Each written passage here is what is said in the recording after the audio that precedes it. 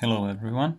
Now I'm going to tie a fly that has been very successful for me, and I've been using it for several years now, and well, always it produces some fish. I mean, whenever it's on my tippet, I get something. It's very easy to tie, but most importantly, it will teach you to keep the proportions right, and it will teach you how to get every fly same, like how as many as you tie them, like every single fly is going to be the same. So what I'm going to show you now, first of all, let's start with materials. Hook in the vise is some Chinese, I don't know which one, never mind. Tungsten 3.5 millimeter, the size of the hook is 14.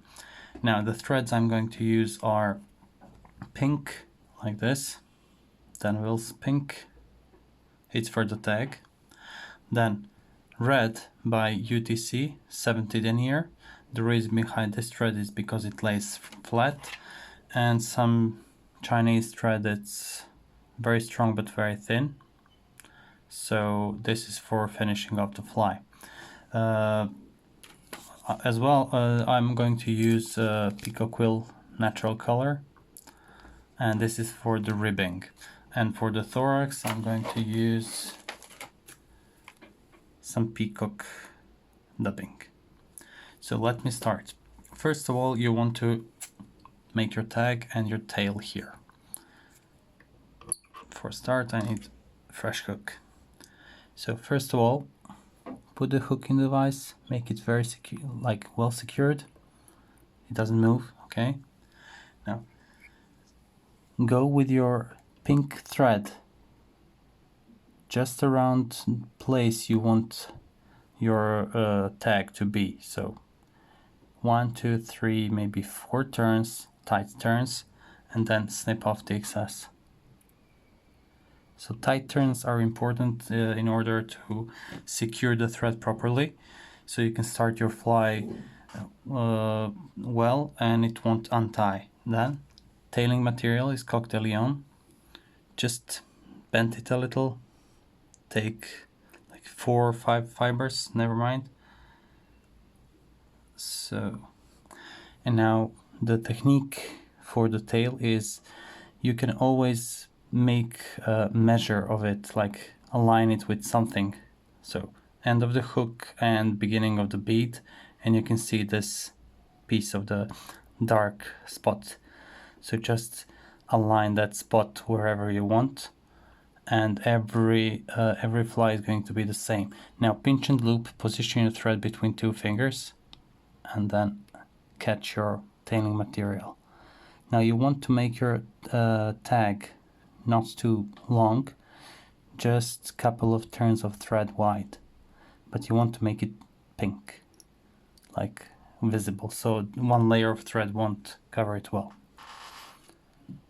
Now cut CDL, advance with your thread in touching turns. That's very important. You want to make a very smooth underbody, but don't go all the way to the bead. Now take your red thread and position your red thread where you want your thorax to end. So move away tungsten so you can see how big it is, like how much space it will take. So leave a little gap between tungsten and your body. And now just advance over the pink thread a little bit, then go back. I will tell you why in a second. So I want to cut both of those pieces together and as close as possible. Okay, now I'll show you with the needle. I want this red part and this pink part here to be level, and this red part should be a little bit tapered towards the bead.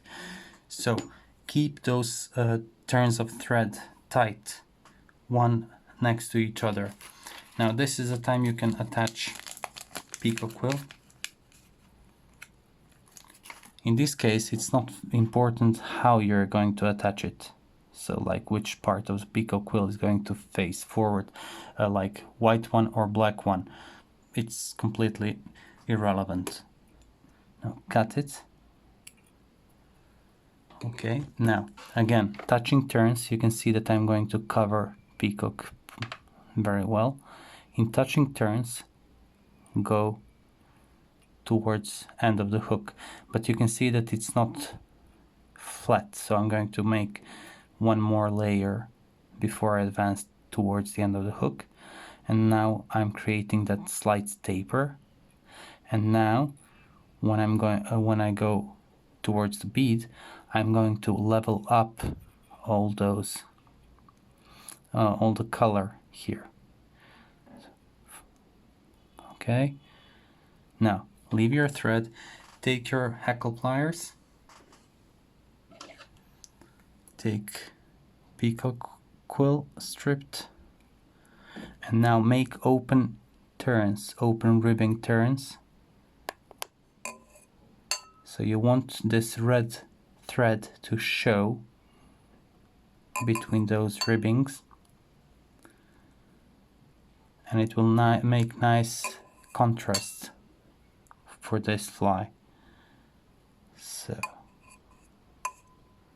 okay, now one turn over the peacock, one turn in front or two, and that's it, it's locked. No need to make too many turns, I mean too many wraps. Too many wraps will make too much bulk. Now it's time to finish off the first part of the fly, and don't advance towards the bead. Make your whip finish over the abdomen. Now, as you can see, sorry for this, as you can see, there is a slight gap between tungsten and the body. This place I'm going to use for the thorax. Now, before I proceed to the next step, I'm going to use my UV glue and finish off the fly. Okay, now I'm going to use this little brush. It's very nice because it can also pick up the excess. Now you can see that tungsten is in my way. That's why I'm going to leave it to bend a little bit this hook. So protect your fly properly, soak it, but don't use too much UV. So just cover everything, so it's going to be waterproof. Now cure it with UV.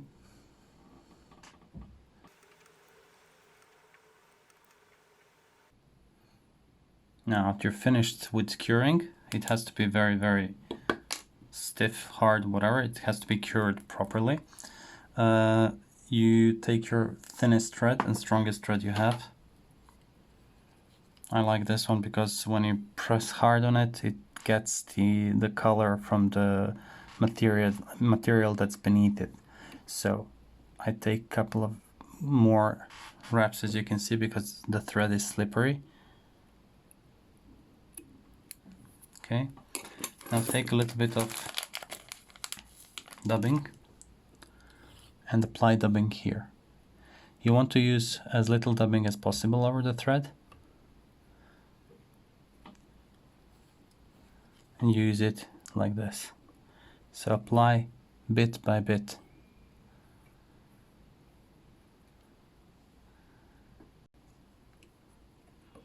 Bit by bit, because in this manner you're going to control the amount of material in your fly, and you won't exaggerate with everything. So when you're satisfied like this, you just whip finish your fly, and I'll show you what I like to do with this thread because it's so strong. I make like 1, 2, 3, 4 wraps, and then I, in the opposite direction of me, so away from me, I pull the thread until I feel that it went into the gap between bead and abdomen. So it's going to set very, very deep into this fly, and you won't see this thread. So this is finished fly. As I said, you can use those spots in your fly to gouge places where you stop your material and where you take your next material and overlap it. So you have few stops. You have pink tag, then you have abdomen, and whatever is left you use for the thorax. So in this manner your fly is going to be the same. How like, doesn't matter how many flies you're going to tie, those flies are going to be the same, as you can see. Now, thank you very much for watching, and see you next week.